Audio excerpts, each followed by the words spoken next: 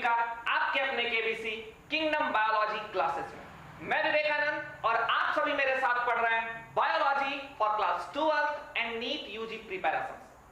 अभी हम लोग पढ़ रहे हैं चैप्टर 3 ह्यूमन रिप्रोडक्शन और आज का हमारा टॉपिक होगा मेंस्ट्रुअल साइकिल। जी हां, हम लोगों ने पिछले वीडियो में भी मेंस्ट्रुअल साइकिल के बारे में देखा था, पर वहां हम लोगों ने कुछ बेसिक कंसेप्ट्स और कुछ इंपॉर्टेंट टर्म्स के बारे में जाना था। आज हम लोग ये जो मेंस्ट्रुअल साइकिल का 3 फेजेज है, ब्लीडिंग फेज, दूसरा प्री ओव्यूलेटरी फेज और तीसरा पोस्ट ओव्यूलेटरी फेज, इन सभी फेजेस के बारे में डिटेल इंफॉर्मेशंस को गैदर करेंगे। तो बिना देर किए हुए चलिए हम लोग शुरू करते हैं मेंस्ट्रुअल साइकिल। चलिए हम लोग कल के इस फिगर से, इस साइक्लिक फिगर से बातों को आगे बढ़ाते हैं। देखिए भाई, कल मैंने बताया था कि फर्स्ट डे से 5th डे तक जब ब्लीडिंग होती है तो इस फेज को कहा जाता है ब्लीडिंग फेज या फिर मेंस्ट्रुअल फेज। ये 3 से 5 दिन तक का होता है एवरेज। ये वेरी कर सकता है, 3 दिन का भी हो सकता है, 7 दिन का भी हो सकता है। तो इसलिए एवरेज हम लोग कितना ले रहे हैं भाई, 3 to 5। फिर हम लोगों ने सेकेंड फेज देखा था। अब एक बात आप लोग याद रखिएगा कि इस 28 डे के साइकिल में 14th डे पर ओव्यूलेशन होती है। क्या होती है भाई? ओव्यूलेशन। ओव्यूलेशन क्या था? सेकेंडरी oocyte का रिलीज होना। कहां से? मैच्योर्ड ग्राफियन फॉलिकल से। मतलब इसी 14th को ओवम, आप सिंपली कह सकते हैं कि ओवम रिलीज होती है। कब भाई? इस 14th को। ये एकदम से याद रखिएगा, इस 14th को कहते हैं कि ये ओव्यूलेशन के अगर बेसिस पर नाम देंगे तो ओव्यूलेशन के पहले वाले फेज को प्री ओव्यूलेटरी फेज कहा गया। क्यों? क्योंकि ये ओव्यूलेशन के पहले का फेज है। इसी फेज को एस्ट्रोजेनिक फेज भी कहा गया है क्योंकि इस फेज में एस्ट्रोजन का रोल बहुत इंपॉर्टेंट होगा। फिर कहते हैं इस फेज को प्रोलिफरेटिव फेज कहा गया है क्योंकि इस फेज के दौरान यूट्रस खुद को वापस से प्रिपेयर करती है, इंडोमेट्रियम वापस से थिक होने लगता है, इसलिए इसे क्या कहा गया भाई? Proliferative phase. फिर इसी फेज को फॉलिक्यूलर फेज भी कहा गया है क्योंकि यहीं पर जो अपने पास प्राइमरी फॉलिकल होता है वो धीरे धीरे मैच्योर होकर ग्राफियन फॉलिकल बनता है और 14th डे तक ये मैच्योर्ड ग्राफियन फॉलिकल बस्ट कर जाता है और सेकेंडरी oocyte बाहर निकल जाता है। तो 14th डे को क्या हो गया भाई? ओव्यूलेशन। तो इस तरीके से यहां 4 नाम दिया गया था। यह भी वैरी करता है 7 to 8 डेज। मतलब थोड़ा कम भी हो सकता है, थोड़ा ज्यादा भी हो सकता है। लेकिन अगर बात करेंगे ओव्यूलेशन के बाद वाले फेज की तो नाम दिया गया है पोस्ट ओव्यूलेटरी फेज। ओव्यूलेशन के बाद का फेज है तो नाम क्या दिया गया भाई? Post ovulatory phase. इसी फेज को प्रोजेस्टेरोनिक फेज भी कहा गया है क्योंकि आप प्रोजेस्टेरोन का रोल बहुत इंपॉर्टेंट होगा। फिर इस फेज को ल्यूटियल फेज कहा गया है। क्यों? क्योंकि जब ओव्यूलेशन होगा और ग्राफियन फॉलिकल फटे तो ये ग्राफियन फॉलिकल का जो बचा हुआ भाग था वो क्या बनाता है भाई? Corpus luteum. तो इस फेज को क्या कहा गया भाई? Luteal phase. इसी फेज को सिक्रीटरी फेज भी कहा गया है। अब कहते हैं ये जो फेज होता है ये 14 डे का होता है। देखिए मैंने यहां पर ये नहीं लिखा कि 13 to 14 डे, ये 14 डे फिक्स होता है। ये बहुत ही इंपॉर्टेंट है भाई कि ओव्यूलेशन से ब्लीडिंग तक का जो बीच का फेज है जिसे पोस्ट ओव्यूलेटरी फेज कह रहे हैं वो फिक्स होता है। क्या होता है भाई? फिक्स। कितने दिनों का? 14। ये 14 दिन का जो फिक्स मैं बता रहा हूं ये बाद में भी हमें हेल्प करेगा जब हम लोग सेफ पीरियड के बारे में पढ़ेंगे। तो फिलहाल आप इसको याद रखिएगा कि ये जो 14 डे होता है वो फिक्स होता है। अब दिमाग में जाना चाहिए भाई कैसे फिक्स होता है। तो हम लोग बोलेंगे कि जिस दिन मेंस्ट्रुअल साइकिल या मेंस्ट्रुएशन स्टार्ट हुआ, जिस दिन क्या स्टार्ट हुआ भाई? ब्लीडिंग, उससे बिफोर 14 डेज, कितने दिन पहले? 14 डे पहले गारंटी है कि ओव्यूलेशन हुआ होगा। इस बात का गारंटी नहीं है कि ये 3 दिन ब्लीडिंग होगा या 5 दिन होगा या 6 दिन। इस बात का गारंटी नहीं है कि ये जो प्री ओव्यूलेटरी फेज है वो 7 दिन का होगा, 8 दिन का होगा या 9 दिन का होगा। इस बात का गारंटी है कि ये जो पोस्ट ओव्यूलेटरी फेज है ये कितने दिनों का होगा भाई? 14 डेज। तो हम लोग किसके बेसिस पर हम लोग यहां बात कर रहे थे? ओव्यूलेशन के बेसिस पर, कि ओव्यूलेशन से पहले वाला प्री ओव्यूलेटरी और बाद वाला पोस्ट ओव्यूलेटरी। अब एक एक करके सभी फेजेस को भाई हम लोग देख लेते हैं। देखिए भाई, सबसे पहला फेज है अपने पास ब्लीडिंग फेज या फिर मेंस्ट्रुअल फेज। अगर इस फेज की बात करेंगे तो ये 3 to 5 डेज का होता है। कितने दिन का भाई? 3 से 5 दिन का। अब भाई इस फेज में होता क्या है? तो साफ साफ हमें पता है इस फेज में यूटेराइन ब्लीडिंग होता है। क्या होता है भाई? यूटेराइन ब्लीडिंग, मतलब यूटेरस से ब्लड निकलेगा। अब इंपॉर्टेंट उतना ये नहीं है कि यूटेराइन ब्लीडिंग किस फेज में हो रहा है, इंपॉर्टेंट ये है कि इस यूटेराइन ब्लीडिंग के दौरान ब्लड के साथ क्या क्या बाहर आता है। तो अगर हम लोग बात करेंगे, सबसे पहला पॉइंट कहते हैं कि फर्टिलाइजेशन हुआ नहीं तो जो सेकेंडरी oocyte, जिसे हम लोग ओवम भी कह दे रहे हैं, जो स्पर्म का इंतजार कर रही थी, वो स्पर्म तो आया ही नहीं, ये डेड हो चुकी थी इंतजार करते करते। तो ये जो सेकेंडरी oocyte है, डेड सेकेंडरी oocyte, वो बाहर आ जाएगा। तो पहला क्या निकलेगा भाई? Dead secondary oocyte। क्लियर है भाई? इसके साथ में बाहर आता है म्यूकस। क्या आता है भाई? म्यूकस। फिर कहेंगे इसी के साथ बाहर आएगा ब्लड। क्या आएगा भाई? ब्लड। अब ध्यान से देखिएगा कि इस डेड सेकेंडरी oocyte को चाहे तो आप अनफर्टिलाइज्ड ओवम कह लीजिए, कोई दिक्कत नहीं। ठीक है भाई? अब हम लोग आगे बढ़ेंगे, ब्लड के साथ और क्या आएगा? कहते हैं कि ये जो अपने पास इंडोमेट्रियम है, ध्यान से देखिएगा भाई, ये हो गया यूटेरस। ये क्या हो गया भाई? यूटेरस। और ये हो गया यूटेरस का अंदर वाला इंडोमेट्रियम, जो कि मोटा हो चुका था। क्या हो चुका था भाई? ठीक। कहते हैं कि जब यहां पर वैस्कुलराइजेशन ज्यादा हो गया था तो ये ठीक हो गया था। अब ये डीवैस्कुलराइज हो गया है, उतने ब्लड सप्लाई नहीं हो पा रहे हैं, तो ये सूख गया और सूखने के बाद फट गया। क्या हो गया भाई? ये जो ऊपर का लेयर है ये रप्चर होने लगा है, तो ये क्या होगा? सेड ऑफ होके बाहर आएगा। तो कहते हैं जो अपने पास इंडोमेट्रियम है, ध्यान से देखिएगा, अगर ये अपने पास लेयर है यूटेरस का, सबसे बाहर वाले को तो हम लोग कहते हैं भाई पेरीमेट्रियम। क्या कहते हैं भाई? पेरीमेट्रियम। इस बीच वाले को कहते हैं मायोमेट्रियम। क्या कहते हैं भाई? मायोमेट्रियम। और ये जो सबसे अंदर वाला है इसे कहते हैं इंडोमेट्रियम। अब ध्यान से देखिएगा भाई, ये जो इंडोमेट्रियम होता है ये 2 भागों में बटा होता है। इसको आप ऐसा समझिए कि ये एक बाहर वाला भाग हो गया और ये क्या हो गया भाई? अंदर वाला भाग। इस बाहर वाले भाग को हम लोग कहते हैं स्ट्रेटम फंक्शनलिस। क्या कहते हैं भाई? स्ट्रेटम फंक्शनलिस। और अंदर वाले को कहते हैं स्ट्रेटम बेसिलिस। क्या कह रहे भाई? स्ट्रेटम बेसिलिस। ये जो स्ट्रेटम फंक्शनलिस है और बेसिलिस है, ये दोनों ही किसका पार्ट है भाई? इस इंडोमेट्रियम का। तो यहां पर ये बाहर वाला लेयर, ये जो मैं दिखा रहा हूं क्या भाई? स्ट्रेटम फंक्शनलिस। क्या दिखा रहा हूं? स्ट्रेटम फंक्शनलिस। ये सेड ऑफ होकर बाहर निकलता है। ये जो स्ट्रेटम बेसिलिस है ये वहीं रह जाएगा। तो हम लोग यहां क्या लिखेंगे भाई कि ये जो स्ट्रेटम फंक्शनलिस है, क्या भाई? स्ट्रेटम फंक्शनलिस सेपरेट्स फ्रॉम किससे भाई? Stratum basilis and comes out. और क्या हो जाता है भाई? बाहर आ जाता है। समझिएगा कि ये जो इंडोमेट्रियम का 2 लेयर था, अंदर वाला स्ट्रेटम बेसिलिस और बाहर वाला स्ट्रेटम फंक्शनलिस, इन दोनों में से कोई एक ही बाहर आएगा और वो कौन है भाई? स्ट्रेटम फंक्शनलिस।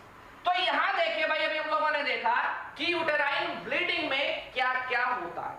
तो आंसर क्या देंगे भाई? सबसे पहला डेड oocyte या आप कह सकते हैं अनफर्टिलाइज्ड ओवम, दूसरा म्यूकस, तीसरा ब्लड और चौथा इंडोमेट्रियम का जो सबसे बाहर वाला भाग था स्ट्रेटम फंक्शनलिस, वो स्ट्रेटम बेसिलिस से सेपरेट होकर निकल जाता है। तो ये तो हो गया भाई अपना यूटेराइन ब्लीडिंग। और एक बात आपको याद रखना है कि इस ब्लीडिंग फेज के दौरान जो ब्लड आता है, जो क्या आता है भाई, ब्लड, ये ब्लड क्लॉट नहीं करता है। अगर ब्लड क्लॉट कर रहा है मतलब वहां कोई ना कोई प्रॉब्लम है या इशू। ठीक है भाई, तो हम लोग क्या लिखेंगे, menstrual blood do not clot, ये क्लॉट नहीं करता है या जमता नहीं। अब एक और बात देख लीजिए भाई कि इस ब्लीडिंग फेज के दौरान टोटल ब्लड लॉस कितना होता है। अगर ब्लड लॉस की बात करेंगे, किसकी बात करें भाई, ब्लड लॉस की, तो पर डे अगर बात करेंगे, क्या बात करें भाई, पर डे, तो पर डे जो ब्लड लॉस होता है वो होता है 20 ml ऑन एन एवरेज। कितना भाई, 20 ml। तो अगर आपसे क्वेश्चन में आए कि एक मेंस्ट्रुअल साइकिल में टोटल लॉस ऑफ ब्लड कितना होगा, तो हम लोग आंसर क्या देंगे भाई, 40 to 80 ml पर मेंस्ट्रुअल साइकिल। पर मेंस्ट्रुअल साइकिल कितना आंसर देंगे, 40 to 80 ml। और पर डे की अगर बात करेंगे तो लगभग कितना भाई, 20 ml। चलिए भाई, अब इस फॉलिक्यूलर फेज को या फिर प्री ओव्यूलेटरी फेज को या फिर आप एस्ट्रोजेनिक बोलिए या प्रोलिफरेटिव, इस फेज को थोड़ा आसान भाषा में समझते हैं। अगर आप इसे बहुत आसानी से समझना चाहते हैं तो आप लोग मेरे साथ इसे चार्ट के बेसिस पर समझिए, बहुत ही आसान हो जाएगा। वरना आप लोग ऐसे अगर पैराग्राफ्स में पढ़िएगा तो बहुत सारी मुश्किलें आएंगी। आप इसको समझिए, चीजें बहुत आसान हो जाएंगी। देखिए, सबसे पहले तो मैंने फॉलिकुलर फेज को दो अलग अलग स्टेज में बांटा हुआ है, इनिशियल स्टेज और टर्मिनल स्टेज। किसमें भाई, इनिशियल स्टेज, और दूसरा कौन सा है, टर्मिनल स्टेज।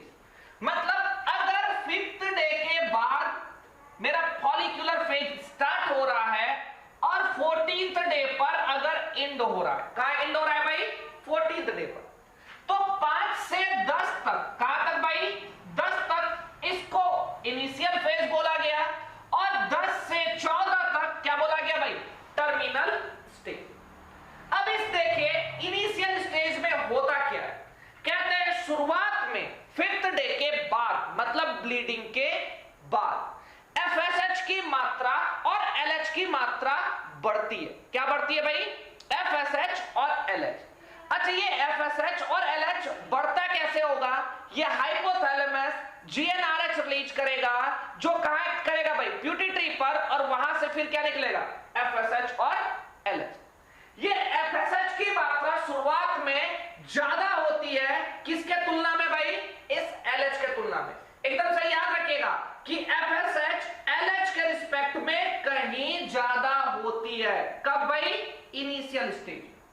कहते हैं इस FSH का काम यहाँ क्या भाई, फॉलिक्यूलर डेवलपमेंट। याद कीजिए, हम लोगों ने फॉलिकल्स के डेवलपमेंट को पढ़ रखा है। सबसे पहले होता था प्राइमरी फॉलिकल, फिर होता था सेकेंडरी फॉलिकल, फिर होता था टर्शियरी फॉलिकल, फिर ये बन जाता था मैच्योर्ड ग्राफियन फॉलिकल, और ये बस्ट करके सेकेंडरी oocyte को रिलीज करता था।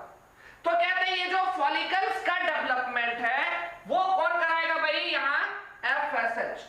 अब जैसे ही फॉलिकल्स का डेवलपमेंट होगा, यहां जो ओवेरियन फॉलिकल्स था वो बदल जाएगा किसमें भाई, ग्राफियन फॉलिकल्स में। ये जो प्राइमरी फॉलिकल है ये बदलता बदलता क्या बन जाएगा भाई, ग्राफियन फॉलिकल। कहते हैं कि जब फॉलिकल्स का डेवलपमेंट हो रहा होता है, इसका भाई फॉलिकल्स का, तो ये बढ़ता हुआ फॉलिकल्स रिलीज करता है एस्ट्रोजन। क्या रिलीज करेगा भाई, एस्ट्रोजन। एकदम कहानी समझिएगा कि शुरुआत में FSH और LH की मात्रा ज्यादा है, लेकिन FSH कहीं ज्यादा है। तो इससे हो रहा है भाई फॉलिकल्स का डेवलपमेंट। फॉलिकल्स ओवेरियन फॉलिकल को ग्राफियन फॉलिकल्स में बदल देता है। जब फॉलिकल्स का डेवलपमेंट हो रहा होता है, उस दौरान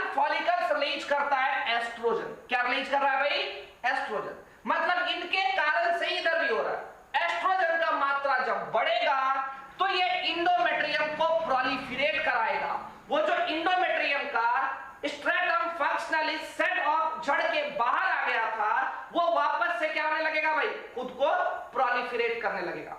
मतलब इंडोमेट्रियम ठीक होने लगेगा, मोटा होने लगेगा, वापस से खुद को सही करने लगेगा।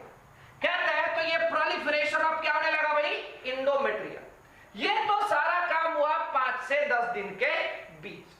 अब 10 दिन के बाद क्या होता है भाई, कहते हैं यहां जो फॉलिकल्स बढ़ रहा था और इससे रिलीज हो रही थी एस्ट्रोजन। अब एस्ट्रोजन का मात्रा बहुत ज्यादा जब बढ़ने लगता है, ध्यान से देखिएगा कि यहां से जो रिलीज हुआ एस्ट्रोजन उसकी मात्रा बढ़ने लगी, और जब एस्ट्रोजन बहुत ज्यादा बढ़ जाती है तो ये देता है पॉजिटिव फीडबैक। अब ये पॉजिटिव फीडबैक क्या है भाई, जब किसी के बढ़ने से किसी चीज में और बढ़ोतरी हो जाए तो क्या बोलेंगे भाई, पॉजिटिव फीडबैक। लेकिन अगर किसी चीज के कारण से कोई चीज घट जाए तो उसको बोलेंगे नेगेटिव फीडबैक।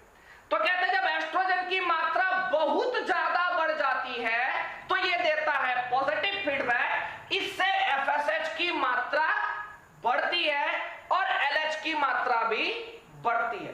अब ध्यान देने वाली बात यह है कि इनिशियल स्टेज में एफएसएच ज्यादा थी, लेकिन जब टर्मिनल स्टेज की बात करेंगे तो यहां एलएच ज्यादा होती है। अब एरो को देखकर भी समझिएगा कि यहां मैंने एरो बड़ा बनाया हुआ है और इधर क्या भाई, छोटा। तो यहां एलएच की मात्रा ज्यादा है और एफएसएच की मात्रा उसके रिस्पेक्ट में थोड़ा क्या भाई, कम, लेकिन ये भी बड़ा। ये कितना बड़ा, तो 2 से 3 फोल्ड या 2-3 गुना बढ़ा, जबकि ये 6 से 7 गुना बढ़ गया। तो भाई ये इतना क्यों नहीं बढ़ा, कहते हैं कि ग्रेन्युलोसा सेल्स इनहिबिन सिक्रीट करती है। क्या सिक्रीट करती है भाई, इनहिबिन। वही इनहिबिन इसको उतना ज्यादा बढ़ने नहीं देता है। मैंने मेंशन नहीं किया, लेकिन आप लोग याद रखिएगा कि ग्रेन्युलोसा सेल, कौन सा सेल भाई, ग्रेन्युलोसा सेल क्या रिलीज करती है, इनहिबिन। क्या रिलीज कर रही भाई, इनहिबिन, जो एफएसएच को बढ़ने नहीं देती है। क्या होने नहीं देती भाई, एफएसएच को बढ़ने नहीं देती है। इसको याद रखिएगा भाई, ठीक है। अब कहते हैं एलएच जब 6 से 7 गुना ज्यादा बढ़ गया तो इसे एक स्पेसिफिक टर्म दिया गया, एलएच सर्ज। क्या नाम दिया गया भाई, एलएच सर्ज। अब देखिए भाई एफएसएच के बढ़ने से क्या हुआ, एफएसएच के बढ़ने से oogenesis आगे कैरी आउट हुआ। अब ये oogenesis में क्या होना था भाई, याद कीजिए कि primary oocyte remains arrested in diplotin prophase 1 till puberty। कब तक भाई, प्यूबर्टी तक। अब ये जो प्राइमरी oocyte है इसमें अपने को मांगता है भाई, क्या मांगता है, अपने को मांगता है कि भाई यहां मियोसिस फर्स्ट कंप्लीट हो जाए। तो यहां अब मियोसिस फर्स्ट कंप्लीट हो जाएगा और ये प्राइमरी oocyte बदल जाएगा किसमें भाई, सेकेंडरी oocyte में। किसमें बदल जाएगा भाई, सेकेंडरी oocyte। अब कहते हैं कि जैसे ये सेकेंडरी oocyte में बदल जाएगा, अब यहां पर फिर काम आगे बढ़ेगा मियोसिस सेकेंड, और मियोसिस सेकेंड जाकर रुक जाएगा मेटाफेज सेकेंड।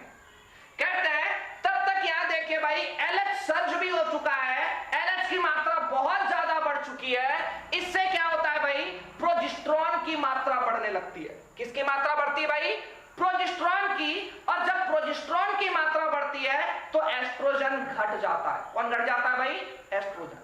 देखिएगा इस फेज में मेन खेल तो हम लोगों ने किसका देखा भाई, एस्ट्रोजन का। अब जब 14th डे आने लगा तो प्रोजेस्टेरॉन बढ़ गया और एस्ट्रोजन क्या हो गया भाई, घट गया।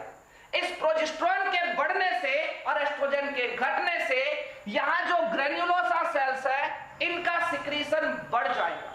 याद कीजिए कि टर्शियरी फॉलिकल में मैंने कैविटी बताया था, एंट्रम। उस एंट्रम में फ्लूइड भरा पड़ा रहता है। तो कहते हैं कि जब ग्रेन्युलोसा सेल्स का सिक्रीशन बढ़ेगा तो ये जो फ्लूइड है वो भी क्या हो गया भाई, बढ़ गया। वही तो सिक्रीशन है। जैसे ही फ्लूइड बढ़ेगा तो यहां प्रेशर, ग्राफियन फॉलिकल्स में जो प्रेशर था वो भी क्या हो जाएगा भाई, बढ़ जाएगा। जैसे ही प्रेशर बढ़ेगा ये ग्राफियन फॉलिकल रप्चर कर जाएगा। क्या कर जाएगा भाई, रप्चर। जैसे ही रप्चर करेगा यहां से सेकेंडरी oocyte बाहर निकल जाएगी। मतलब क्या हो गया भाई, ओव्यूलेशन। और यही सेकेंडरी oocyte अब कहां चले जाएगी, फैलोपियन ट्यूब में। तो इस चार्ट को अगर आप याद रखते हैं तो चीजें बहुत आसान हो जाएगी। सबसे पहली बात, इससे फॉलिकल्स का डेवलपमेंट हुआ, ओवेरियन फॉलिकल्स और डेवलप करने लगे और ये डेवलप करता करता क्या बन जाएगा भाई, टर्शियरी फॉलिकल तक बन जाएगा। अब फिर बात कर रहे हैं कि यहाँ जो एस्ट्रोजन का मात्रा बढ़ा, किसके बढ़ने से भाई, ये जो फॉलिकल्स का डेवलपमेंट हुआ यही क्या करा रहा है, एस्ट्रोजन का सिक्रीशन, इससे एंडोमेट्रियम मोटा हो गया। अब कहते हैं तब तक 10th डे हो चुका था, अब एस्ट्रोजन की मात्रा बढ़ी, एस्ट्रोजन के मात्रा बढ़ने से पॉजिटिव फीडबैक हुआ, एफएसएच भी बढ़ा और एलएच भी बढ़ा, लेकिन एलएच 6 से 7 गुना ज्यादा बढ़ा जबकि एफएसएच 2-3 गुना ज्यादा बढ़ पाया, क्योंकि ग्रेन्युलोसा सेल इनिबिन सिक्रीट करके इसे बढ़ने नहीं दे रहा। अब एफएसएच के बढ़ने से oogenesis कैरी आउट होने लगा, मियोसिस फर्स्ट कंप्लीट हो गई जिससे प्राइमरी oocyte सेकेंडरी oocyte में बदल गया और ये फिर मेटाफेज सेकेंड में रुक गए। अब एलएच की मात्रा जब बहुत ज्यादा बढ़ गई 6 से 7 गुना ज्यादा, तो यहाँ प्रोजेस्टेरोन का लेवल इससे बढ़ता है और एस्ट्रोजन घट गया। जैसे ही प्रोजेस्टेरोन का मात्रा बढ़ा, ग्रेन्युलोसा सेल्स का सिक्रीशन भी बढ़ गया, इससे जो फ्लूइड था अंदर में वो क्या हो गया भाई, बढ़ गया और प्रेशर भी ग्राफियन फॉलिकल्स के अंदर बढ़ गया, ग्राफियन फॉलिकल्स रप्चर हो गया और सेकेंडरी oocyte बाहर निकल गई, कहां पहुंच जाएगी भाई, फैलोपियन ट्यूब। तो इस तरीके से कंप्लीट होता है अपना सेकेंड फेज, फॉलिक्यूलर या फिर प्री ओव्यूलेटरी फेज। क्लियर है भाई? अब हम लोग आखिरी पोस्ट ओव्यूलेटरी फेज को देखते हैं। भाई अभी देखिए 14th डे को एलएच सर्ज हुआ था, मतलब एलएच का मात्रा बहुत ज्यादा बढ़ चुका था, जिसके कारण से ग्राफियन फॉलिकल्स रप्चर हुआ और सेकेंडरी oocyte बाहर निकल गया। अब कहते हैं इस पोस्ट ओव्यूलेटरी फेज को भी समझने के लिए हम लोगों ने इसे 2 अलग अलग स्टेज में बांटा, एक शुरुआत का और एक आखिरी का। शुरुआत वाले को इनिशियल स्टेज और बाद वाले को टर्मिनल स्टेज। कहते हैं भाई शुरुआत में क्या होता है, अभी हम लोगों ने देखा कि 14th डे पर एलएच की मात्रा एक्सेस रहती है और एफएसएच की मात्रा भी बढ़ी थी लेकिन उतना ज्यादा नहीं। तो ध्यान से देखिए एलएच ज्यादा है, एफएसएच भी ज्यादा है, लेकिन इसके कंपैरिजन में ये थोड़ा कम। तो comparatively FSH is lower than LH.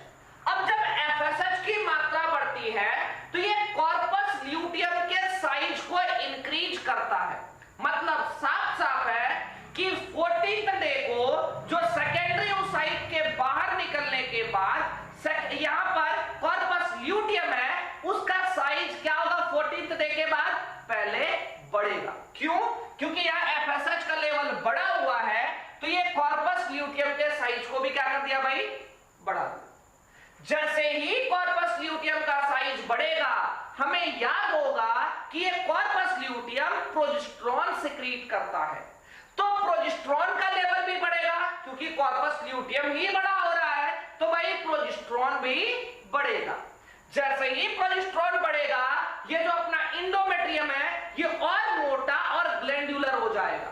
कहते हैं भाई जैसे कि बारात 8 बजे आने वाला हो और बारात नहीं आया अभी तक, तो हम लोग सोचते हैं कि भाई जल्दी से थोड़ा और तैयारी कर लेते हैं, क्या पता आधे घंटे में आ जाए। तो शुरुआत में भाई जब स्पर्म नहीं आया 14th डे के आसपास, तो वहां पर इंडोमेट्रियम और भी क्या हो रहा है, मोटा, क्योंकि प्रोजेस्टेरोन का लेवल बढ़ा हुआ। अब कहते हैं कि जब स्पर्म आया ही नहीं, अब ये जो इतना मोटा है इसका क्या फायदा।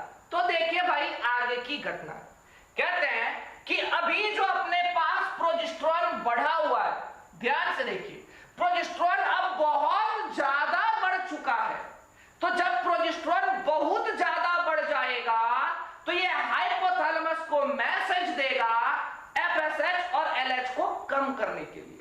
तो इस प्रोजेस्टेरोन के द्वारा किसको मैसेज मिलेगा भाई, हाइपोथैलेमस को, और ये हाइपोथैलेमस प्यूटिटरी से, किससे भाई, प्यूटिटरी से क्या घटवा देगा, एफएसएच भी घटवा देगा और एलएच भी घटवा देगा। कहते हैं कि जब प्रोजेस्टेरोन का मात्रा बहुत बढ़ गया तो ये नेगेटिव फीडबैक देता है, जिससे एलएच की मात्रा घट जाती है, एफएसएच भी घट जाती है।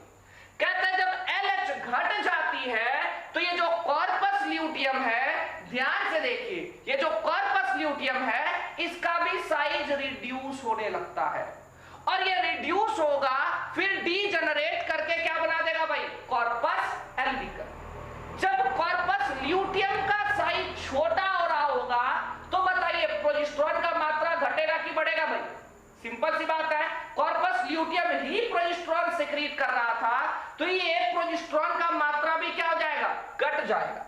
तो कॉर्पस ल्यूटियम जब छोटा हो रहा है, छोटा होकर क्या बन जाएगा, कॉर्पस एल्बिकम।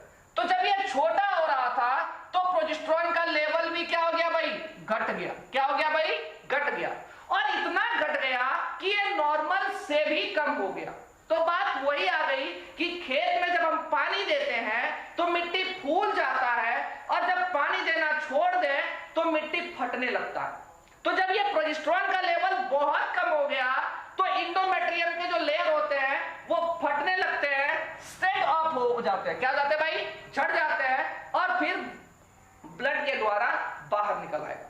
तो यहां एंडोमेट्रियम सेट हो गया भाई, और फाइनली क्या हो गया, बाहर निकल जाएगा। जैसे ही बाहर निकलेगा वापस से शुरू क्या हो गया भाई, ब्लीडिंग फेज। क्या शुरू हो गया भाई, ब्लीडिंग फेज। क्लियर है? तो इस तरीके से आप एक बार और देख सकते हैं कि शुरुआत में 14th डे के बाद जब LH की मात्रा बढ़ी थी, FSH की मात्रा भी बढ़ी, लेकिन उतना ज्यादा नहीं।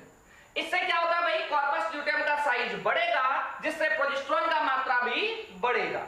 इससे जो एंडोमेट्रियम है वो और ज्यादा ग्लैंडुलर हो जाएगा। कहते हैं जब प्रोजेस्टेरोन बहुत ज्यादा बढ़ जाता है, अब हम लोग टर्मिनल स्टेज की बात कर रहे हैं, जब प्रोजेस्टेरोन बहुत ज्यादा बढ़ जाएगा तो ये नेगेटिव फीडबैक देगा, किसके द्वारा भाई, हाइपोथैलेमस। हाइपोथैलेमस किसको मैसेज देगा भाई, पिट्यूटरी। तो हाइपोथैलेमस क्या रिलीज कर रहा होगा, GnRH। अब ये किसको मैसेज दिया भाई, पिट्यूटरी। पिट्यूटरी किसको मैसेज देगा भाई, क्या करेगा, FSH और LH घटा देगा। जैसे ही FSH और LH घटेगा, ये कॉर्पस ल्यूटियम का साइज भी क्या हो जाएगा भाई, छोटा। कॉर्पस ल्यूटियम का साइज छोटा होगा तो प्रोजेस्टेरोन भी घट जाएगी, और घट के नॉर्मल से भी कम हो जाएगी, जिससे एंडोमेट्रियम सेट ऑफ या फिर झड़ जाएगा। और ये जो कॉर्पस ल्यूटियम है ये डीजनरेट करके क्या बन जाएगा भाई, कॉर्पस एल्बिकम। याद रहे कि ये जो कॉर्पस ल्यूटियम है ये सिर्फ मैमल्स में ही पाया जाता है। किसमें पाया जाता है भाई, मैमल्स में। किसमें पाया जाता है, मैमल्स। देखिए भाई ये जो प्रोजेस्टेरोन है, क्या भाई, प्रोजेस्टेरोन, इस प्रोजेस्टेरोन को कहा जाता है प्रेगनेंसी हार्मोन। कौन सा हार्मोन भाई, प्रेगनेंसी हार्मोन। देखिए ये प्रोजेस्टेरोन एक्चुअली करता क्या क्या है, कहते हैं ये जो प्रोजेस्टेरोन है जब स्पर्म और ओवम का फर्टिलाइजेशन हो जाए उसके बाद नेक्स्ट फॉलिकल्स के डेवलपमेंट को रोकेगा। क्या करेगा भाई, रोकेगा। तो हम लोग क्या लिखेंगे, inhibits development of next ovarian follicle. कहते हैं कि जब फर्टिलाइजेशन हो जाए उसके बाद के ओवेरियन फॉलिकल्स के डेवलपमेंट को रोकता है ताकि ओव्यूलेशन ना हो पाए और वो प्रेगनेंसी बरकरार रह जाए। तो यहां भी प्रेगनेंसी को मेंटेन करने में मदद कर रहा है। दूसरा पॉइंट कि ये जो प्रोजेस्टेरोन है ये यूटेराइन कॉन्ट्रैक्शन को, ध्यान से देखिएगा भाई, यूटेराइन कॉन्ट्रैक्शन को भी कम करता है। क्या करता है भाई, कम करता है, रिड्यूसेस यूटेराइन कॉन्ट्रैक्शन। क्यों, क्योंकि अगर फर्टिलाइजेशन हो गया और इंप्लांटेशन हो गई, इसके बाद भी यूटेरस कॉन्ट्रैक्ट करता रहा, तो जो इंप्लांटेशन है, जो बेबी का डेवलपमेंट होना था एम्ब्रियो का, वो नहीं हो पाएगा, वो भी क्या हो सकता है भाई, बाहर निकल सकता है। तो ये यूटेराइन कॉन्ट्रैक्शन को रोकेगा जिससे प्रेगनेंसी अच्छे तरीके से बना रहे। तो इसमें भी मदद कर रहा है भाई, इसलिए इसको भी क्या कहा जा सकता है, प्रेगनेंसी हार्मोन। कहते हैं ये जो प्रोजेस्टेरोन है शुरुआती में, प्रेगनेंसी के शुरुआत में, तो किसके द्वारा रिलीज किया जाता है भाई, याद कीजिए, कॉर्पस ल्यूटियम। लेकिन 4 महीने के तक जब प्लासेंटा अच्छे से डेवलप हो जाता है तो ये प्रोजेस्टेरोन सिक्रीशन का काम कौन करेगा भाई, प्लासेंटा। तो क्या लिख सकते हैं, after 4th month of pregnancy when placenta develops completely, progesterone is secreted by किसके द्वारा भाई? प्लासेंटा। पहले तो कौन सिक्रीट कर रहा था? Corpus luteum. लेकिन 4 महीने में जब प्लासेंटा अच्छे से डेवलप हो जाता है तो इस प्रोजेस्टेरोन का सिक्रीशन कौन करेगा भाई? प्लासेंटा करेगा। बहुत इंपॉर्टेंट पॉइंट है, इसको आप लोग याद रखिएगा। अब कहते हैं कि शुरुआत के दिन में जब प्लासेंटा अच्छे से डेवलप नहीं हुआ तो उस टाइम पर इस प्रोजेस्टेरोन का secretion in initial period of pregnancy, ध्यान से देखिएगा, शुरुआत में कौन सिक्रीट कर रहा था भाई? प्रोजेस्टेरोन इज सिक्रीटेड बाई किसके द्वारा भाई? Corpus luteum. शुरुआती दिन में कौन सिक्रीट कर रहा था भाई? Corpus luteum. तो कहते हैं भाई इस कॉर्पस ल्यूटियम को 4 महीने तक बने रहने में कौन मदद किया? तो कहते हैं इस कॉर्पस ल्यूटियम को बने रहने में जो हार्मोन मदद किया उस हार्मोन का नाम है HCG। तो ये हम लोग क्या लिखेंगे? Corpus luteum is maintained by किसके द्वारा भाई? HCG, human chorionic gonadotropin. अब कहते हैं ये HCG किसके द्वारा रिलीज होता है? तो ये जो HCG है इट इज रिलीज्ड बाय, ध्यान से देखिएगा भाई, रिलीज्ड बाय इम्प्लांटेड एम्ब्रियो। ये जो एम्ब्रियो का इम्प्लांटेशन हुआ है वही एम्ब्रियो HCG रिलीज करेगा। ये HCG कॉर्पस ल्यूटियम को रिलीज करेगा, कॉर्पस ल्यूटियम प्रोजेस्टेरोन रिलीज करेगा और इससे भाई फिर ये प्रेगनेंसी मेंटेन होगा। मतलब घुमा फिरा के सारा काम वही हो रहा है। HCG का भाई आप लोग फुल फॉर्म भी देख लीजिए, ह्यूमन कोरियोनिक गोनाडोट्रोपिन। ठीक है भाई, आज हम लोगों ने मेंस्ट्रुअल साइकिल के तीनों फेजेस के बारे में डिटेल इंफॉर्मेशंस को गैदर किया। भाई ये तीनों फेज अगर आप लोग पैराग्राफ वाइज पढ़िएगा तो मैं साफ कह रहा हूं कि समझ नहीं आएगी। आप पहले इस चार्ट को जो मैंने बताया उसे अच्छे से समझिए, फिर आप एनसीईआरटी पढ़िए या जो भी रेफरेंस बुक आप पढ़िए, सारी बातें बहुत क्लियरली समझ आएंगी। ये टॉपिक बहुत इंपॉर्टेंट है, इससे ऑब्जेक्टिव हो या सब्जेक्टिव हो बहुत ही तगड़ा बनता है। होप कि आप लोगों को ये सारी टॉपिक्स समझ में आई हो और इसके पहले के टॉपिक्स को अगर आप लोगों ने अभी तक नहीं पढ़ा है तो डिस्क्रिप्शन बॉक्स में जाइए भाई, वहां सारा लिंक मिल जाएगा।